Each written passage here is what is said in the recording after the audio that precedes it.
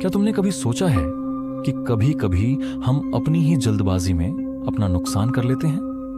मित्र, भाग्य ने हमें पुनः मिलाया है।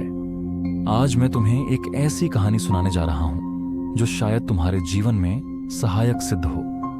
ध्यान से सुनो। एक नगर में एक युवा व्यापारी था, अर्जुन। उसकी सबसे बड़ी कमजोरी थी जल्दीबाजी। उसे हर काम फटाफट करने की आदत थी। एक दिन उसे खबर मिली कि पड़ोसी राज्य में दुर्लभ रत्न बहुत कम दामों में मिल रहे हैं। अर्जुन ने बिना सोचे समझे अपना धन इकट्ठा किया और तुरंत यात्रा पर निकल पड़ा। रास्ते में एक वृद्ध संत मिले।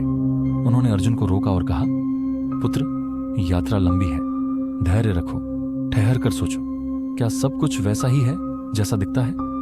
अर्जुन हंसा, बाबा, जो तेज भागता है वही जीतता है, मैं समय नहीं गंवा सकता। और वह आगे बढ़ गया। जैसे ही वह गंतव्य पर पहुंचा, उसे पता चला कि सस्ते रत्नों की बात केवल एक छलावा थी। वह ठगों के जाल में फंस चुका था।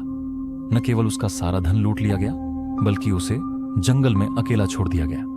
थका हारा वह किसी तरह वापस लौटा और उसी संत से मिला। संत ने मुस्कुराते हुए कहा, पुत्र, तेज भागने से कोई महान नहीं बनता। जो ठहर कर देखता है वही सही दिशा पाता है।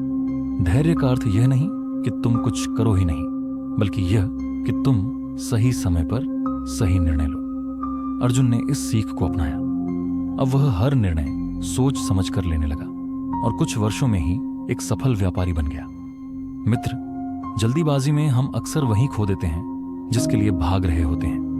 धैर्य और समझदारी ही सच्ची शक्ति है, परंतु यह विचार अपने हृदय में रखना, हर तेज कदम सही दिशा में नहीं बढ़ता।